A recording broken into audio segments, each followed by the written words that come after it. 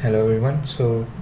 Today we'll be looking at how network layer and transport layer is implemented in Linux kernel. So this is a picture of the ISO OSI model that we have learned. So we've got 7 layers, and out of these layers we are interested in network and transport right now. So if we take a look at the Linux kernel networking stack, the Linux kernel only handles 3 of the 7 ISO OSI layers. So these are these are renamed as L2, L3 and L4. So basically this is L1, L2, L3, L4, L5 and goes on like that. So here we have L4, L3 and L2. L4 stands for transport, L3 is network and L2 is data link. So here we are interested in these two layers, L4 and L3. So L3 has IPv4 and IPv6, L4 has TCP and UDP. So we'll be looking at that. So let's start. Actually the Linux kernel does not implement any layer that is above transport, because that is implemented by the user space application, and physical is handled by the physical hardware. So data link, network and transport are handled by the Linux kernel, and of that we are interested in transport layer and network layer. So let's start by taking a look at the IPv4 protocol. It's a protocol in L3 or the network layer. So this is a picture of the header of the IPv4. So we can see the code here. So we have seen that we have a header here. So we have Linux kernel has implemented the IP header over here and include /uapi/linux/ip.h. So here we have a structure which is called IPHDR, and here we have all the attributes that we have seen here. IHL, type of service, TTL, etc. Everything is implemented here. I'll be going over each one of them. So first one is IHL, or Internet Header Length. So what it stands for is an IPv4 packet has a minimum size of 20 bytes long, and it can go up to 60 bytes long with all the options. So we have to represent that in 4 bytes format. So that's what's being done here. So IHL is Internet Header Length, and after that comes version, which in this case obviously is 4, and then we have a TOS, which is it was originally intended for quality of service things, but right now it's used as types of service. And then we have a tot_length, which measures the length in 16-bit fields. And we have an ID, which is the identification of IP header. It is very important for fragmentation. And we have a frag_off, which is the fragment offset, which is a 16-bit field. The lower 13 bits are offset, and the higher 3 bits are used as flags. And then we have protocol. So protocol basically outlines what we are, which L4 protocol we are using. And we have miss TTL. So TTL is basically time to live. So this is a hop counter. So what we are doing here is for each node it traverses, it decreases it by 1, and when it reaches the intended location, it is discarded. So that's about that. TTL. And then check is the checksum. This is a 16-bit field, and it's calculated only over the IPv4 header bytes. And SADDR and DADDR, which basically stands for source address and destination address. So that's all the headers which are specified here, and it's implemented here. And now we'll take a look at how IPv4 is initialized. So we can take a look at how IPv4 is initialized in the Linux kernel. So IPv4 packet uses the Ethernet type 0x800, which is defined here in include /uapi/linux/if_ether.h. Here we can see that eth_p_ip is 0x0800. So IPv4 uses that. You can see it's being used here. So here what we are doing is we are registering a function that is a protocol handler. Every protocol must have a protocol handler. So IPv4 registers IP_RCV as its handler, and there is another function here, and dev_add_pack. That is what actually adds IP_RCV as the IPv4 handler. Yeah, so that's about the initialization. Just brief about initialization. So we are going to look at how IPv4 is receiving packets. So it uses the function IP_RCV. This is actually the main entry point when receiving an IPv4 packet, and it invokes another function called IP_RCV_core. So that is where most of the heavy lifting stuff is being done. And yeah, just a second. Yeah, so here is where its definition is. The code is really vast, so I'm not going to go much into the details of it. Yeah, so this is where almost all of the heavy lifting stuff is happening. So when the packet is transferred, a routing lookup will happen here. So the output of the IP lookup determines where the packet should go. So if the packet is destined to the local host, it actually invokes another method called I think it is IP_local_deliver. Yeah, so we can see its definition here. So after it's done, it invokes the IP_local_deliver_finish. So that's how a packet is delivered to the local for sends data. So it actually uses two ways to send data. One is using IP_q_xmet, and the other one starts from IP_append_data. So here we have the definition of IP_append_data. It internally calls _IP_append_data. So what these functions do is actually prepare the data for transmission. It doesn't actually transmit them. So to transmit them, the function is IP_push_pending frames. So this function will be the one that's actually sending the packets. It actually invokes another function called IP_send_skb, which in turn executes IP_local_route. So these are the functions. It's actually IP_local_route. Yeah. So this is the function for IP_local_route.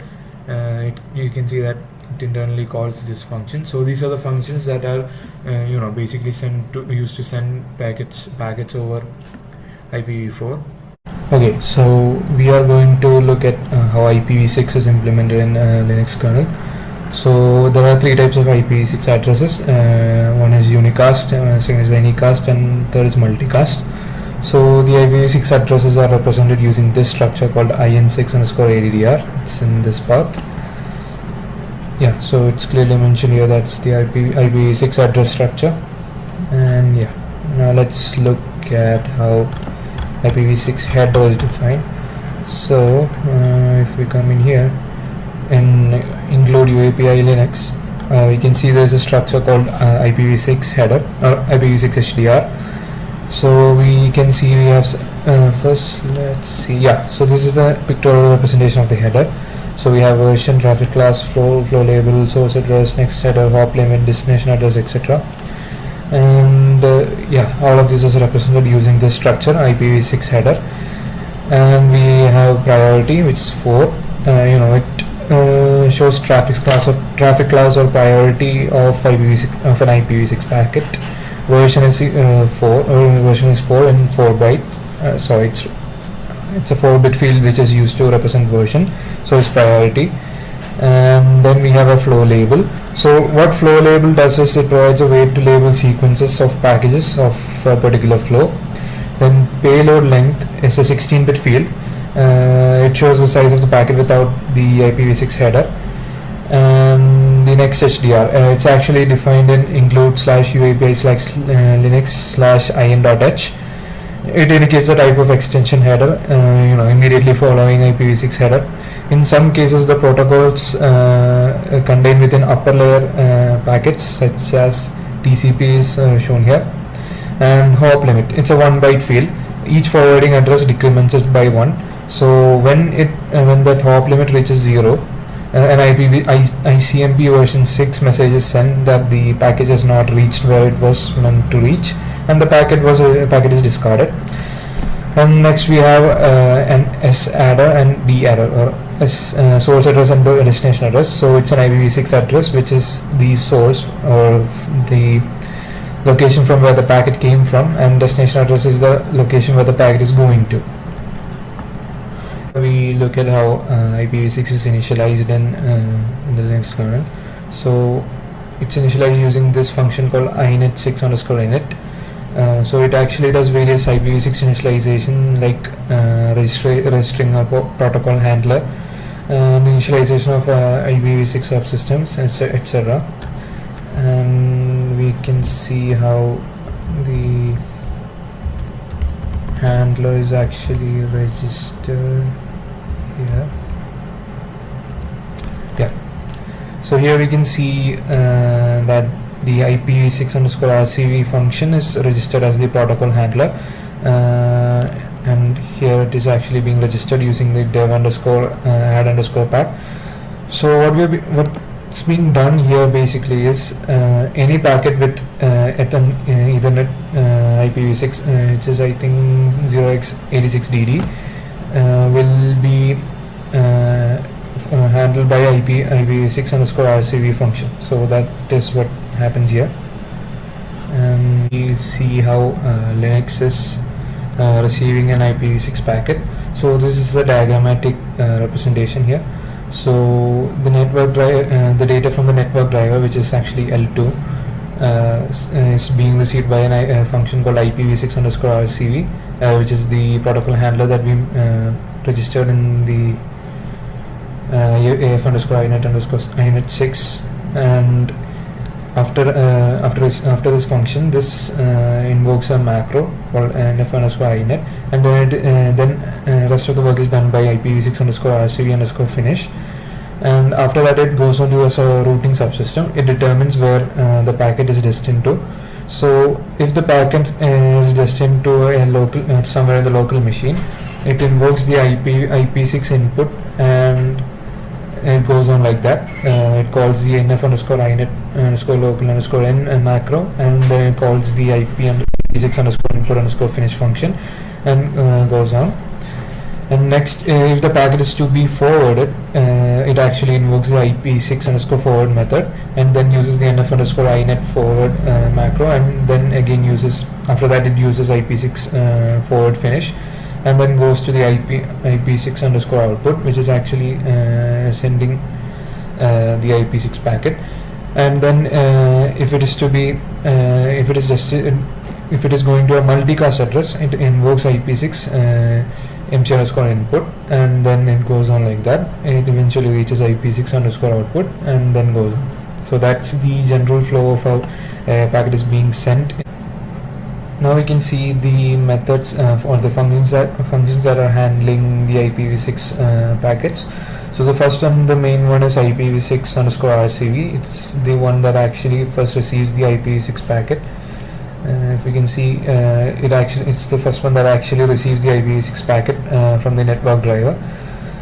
And what it does is it obtains the network namespace from the socket buffer, and it invokes the nf_hook macro, which again invokes IP6_RCV_finish, and it is defined here. IP6_RCV_finish. So after IPv6_RCV, this is the method that's invoked. It actually performs a lookup in this routing subsystem by calling the IP6 route input method, in case if there is no DST attached to the socket buffer. So the IP6 method again invokes FIB6 rule lookup, which actually contains the routing policies. So yeah, here we can see the IP6 RC finish method, and inside that it's invoking IP6 underscore RC v underscore finish underscore core, which is again defined here. After receiving the packet can go in three ways. One is local delivery, like we've seen here. One is local delivery. The routing subsystem decides where it wants to go, and this is the local delivery, and this is the multicast delivery, and this is the if the packet is to be forwarded. So each of these is handled by a function, and we can see that here. So the local delivery is handled by IP6 underscore input method. Yeah, this one. And we can see that it again invokes the nf underscore hook macro, which again invokes IP6 underscore input underscore finish, which is defined here. And next is if it is to be forwarded. So the function that does that is IP6 underscore forward. Next we see how packets are sent via IP6 with IP6. So there are two main methods here. So one is IP6 underscore xmet, which is defined here. It's used by protocols like TCP, stream control transmission protocol, SCTP, and datagram congestion control protocol, which is DCCP. And the next method is IP6 underscore append underscore data, which is this one. So this is actually used by UDP and raw sockets, and if the packet is to be sent to localhost or coming from localhost, sent to localhost, IP6 underscore local underscore out method is used, and the nf underscore hook macro is called here again. And after it performs its functions, then it invokes IP6 underscore finish underscore output.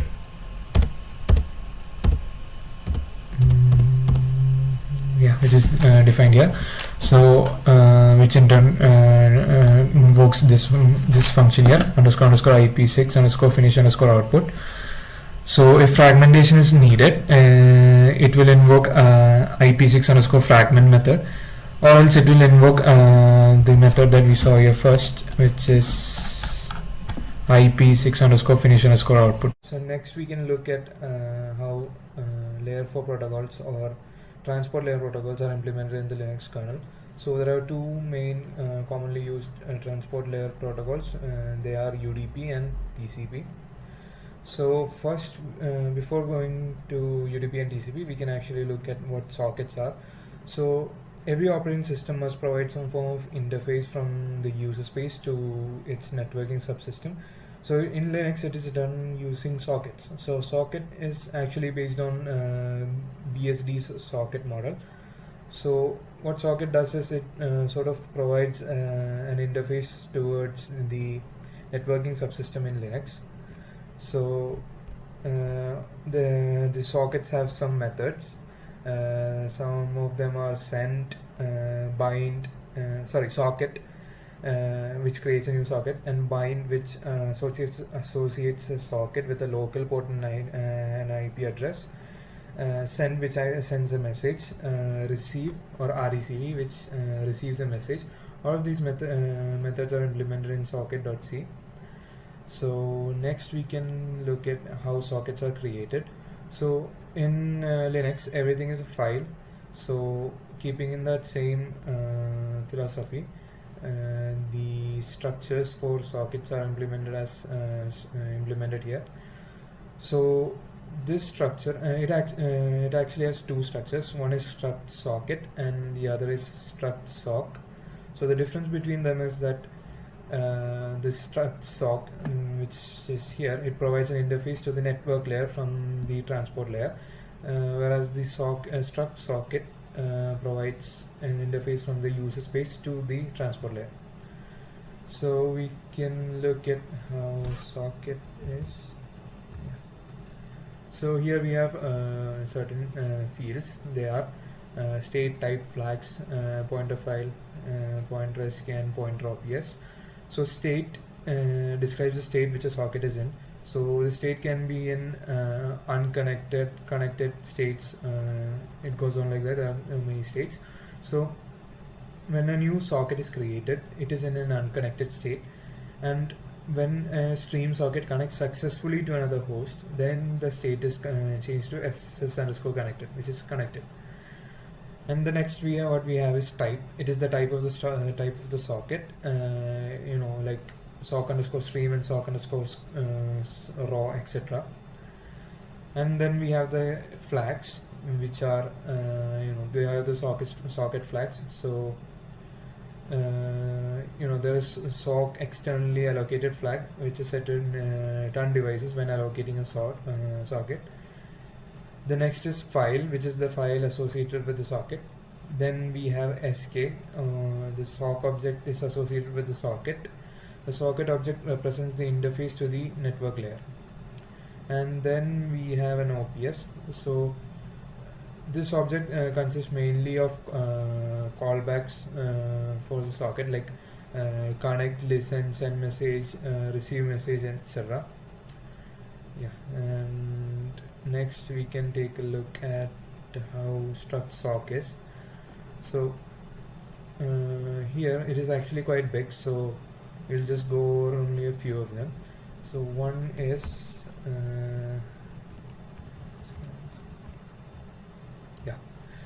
receive SK receive queue. So it is a queue. It is just a queue for incoming packets. Next is RECV buff.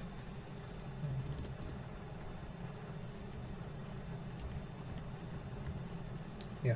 Next we have a SK underscore flags. So what they basically are is there are various flags like sock underscore dead and sock underscore DBG. So then there is SK underscore SND buff.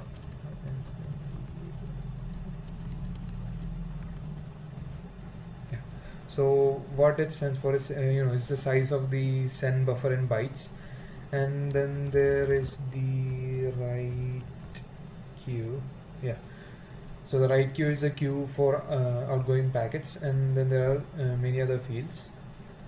And then after that, there is a socket system call which is used to create a socket. So the socket system call has 3 parameters. One is the family, which is f underscore inet if it is IPv4, f underscore inet6 if it is IPv6, and f underscore Unix for Unix domain sockets. And then there is a socket type. It can be sock underscore stream and sock underscore dgram. And there are so many. Then there is a protocol. There is a protocol. It can be iProto underscore TCP for TCP sockets and iProto underscore UDP for UDP sockets. We can now look at how UDP is implemented in Linux kernel. So UDP, or user datagram protocol, date back to 1980s. So it's actually used in video and audio transmission or VoIP applications. These are the situations where a little bit of data loss is tolerable. So that's why UDP is used. So what UDP provides is an unreliable message-oriented transport without congestion control. So like I said, it's again used in VoIP protocol. So in Linux kernel, the header of UDP is implemented in include API Linux as a structure called struct UDP header. So the first entry here is source. So the source port is a 16-bit field, and then we have a destination, which is again 16-bit, which is the destination port, and this is the source port, and the length is the length in bytes, and check is the checksum. So here we have a pictorial representation of the header. And yes, so next we look at how UDP is initialized. So we come here and we look at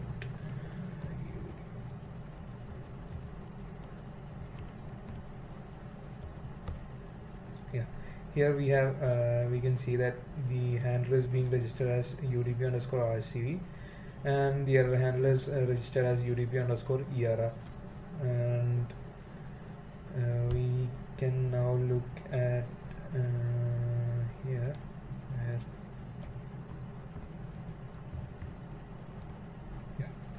so the structure here we have another structure which is called UDP prod.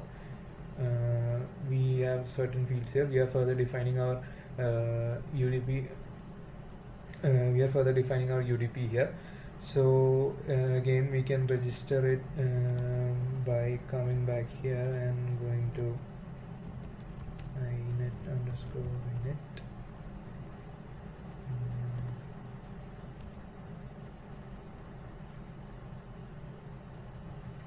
Yeah. So here we can see that the UDP is registered with the proto register method, and the ampersand on UDP underscore prot is used, which we saw here.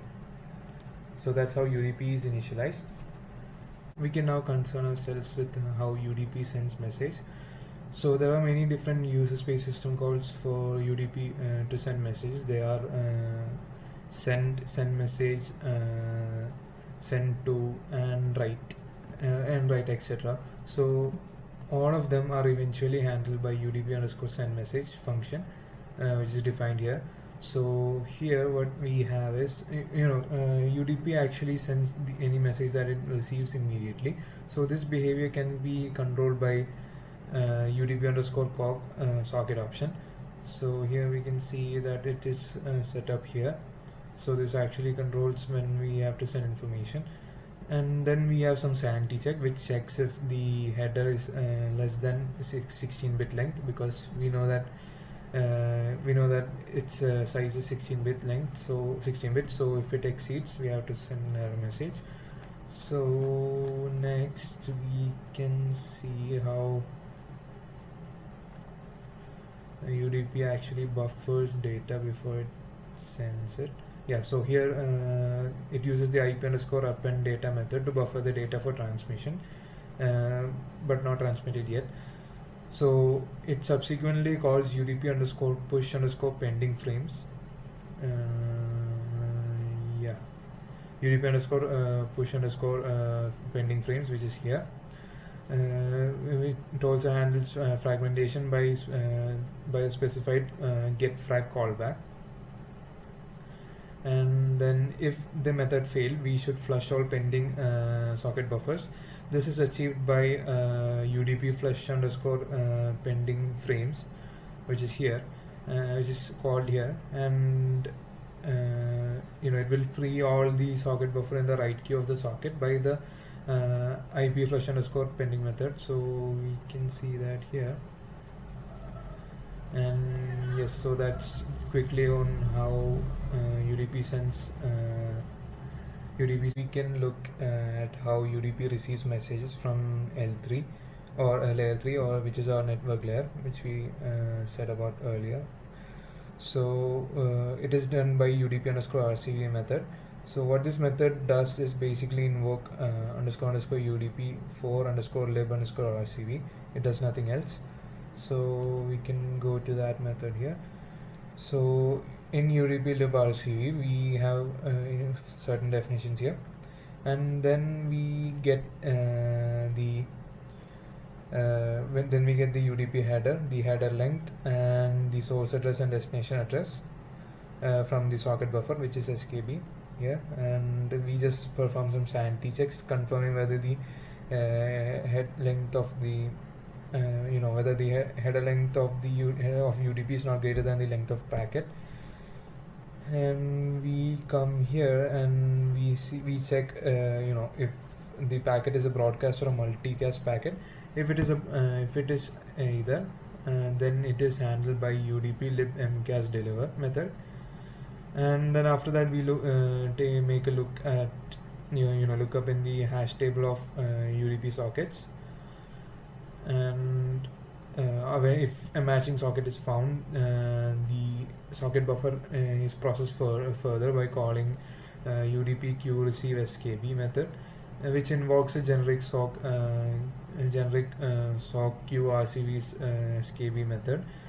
And if the lookup failed, then this means that we should not handle this packet. So we we if we just silently drop the packet and do nothing else, we just send an ICMP message back to the user, and that's it. Giving a We can look at the next protocol in transport layer, which is TCP, or transmission control protocol. So this is just a pictorial representation of its header. So this is actually defined here in tcp.h in include UAPI Linux, and it's implemented as a structure which is called TCP header. So a brief about TCP is that it is much more advanced than UDP. So many popular protocols are based on HTTP.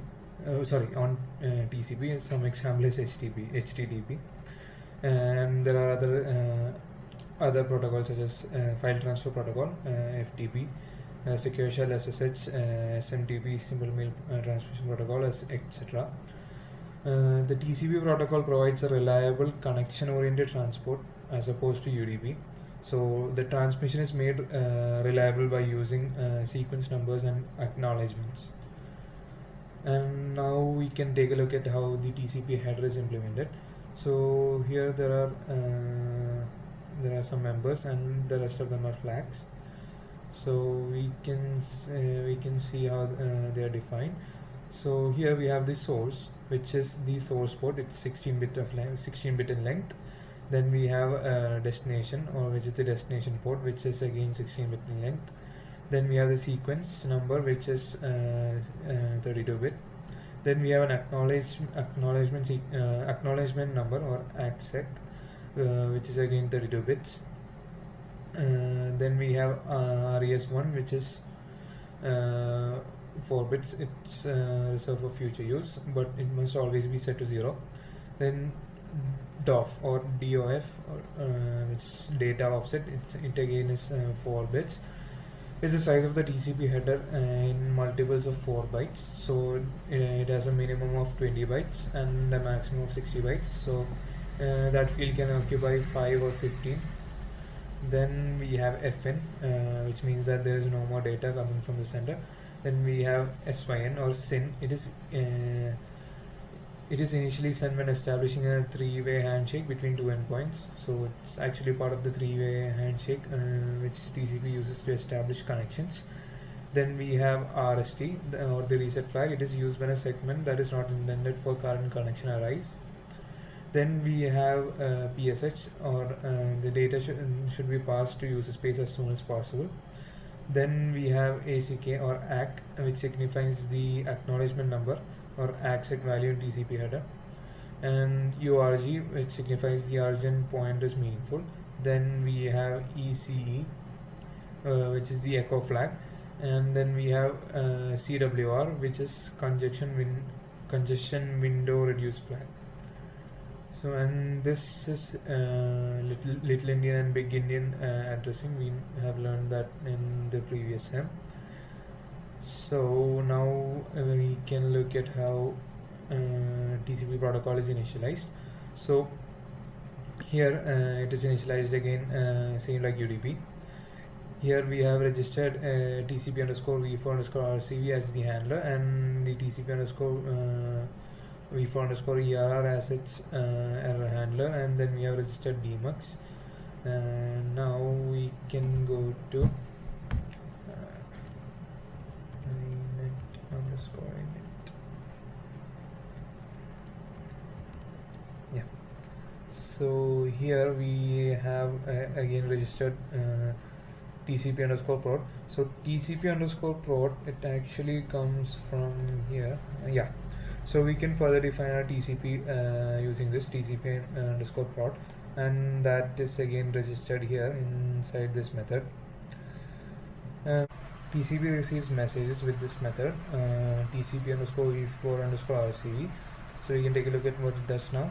So here we have certain initializations, and after that it comes to do some sanity checks. So first of all it will check whether the packet is of type packet host. or and then if it is, then it will discard it, and if it and then it will also check if the packet size is shorter than the TCP header. If it is, then it will again discard it, and that check is performed here. And next it will, what it will do is it will look for a corresponding socket using the init lookup socket buffer method, which performs a lookup in the established socket hash table by calling the init lookup established method. If there is a miss, it performs a lookup in the listening sockets hash table using init lookup listener. If no socket is found, the packet is discarded at this stage. And so all of this is done here, and then we have we check if the socket is owned by any application. So that check is done.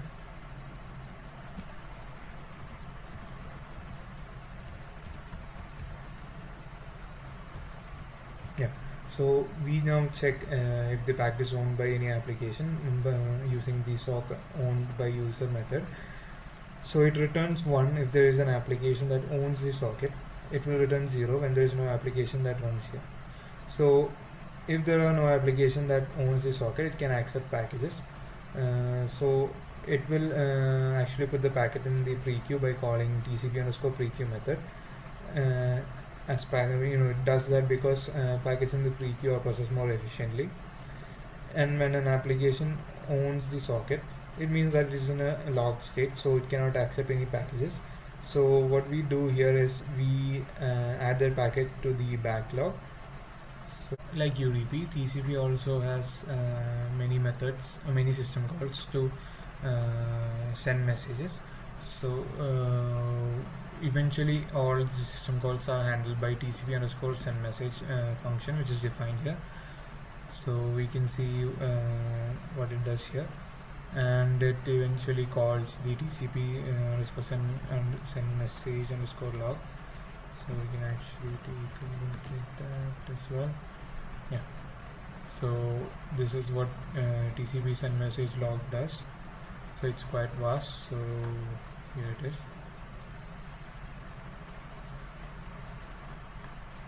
And yeah, so that has been my explanation for the implementation of network and transport layer in the Linux kernel. So thank you for your time.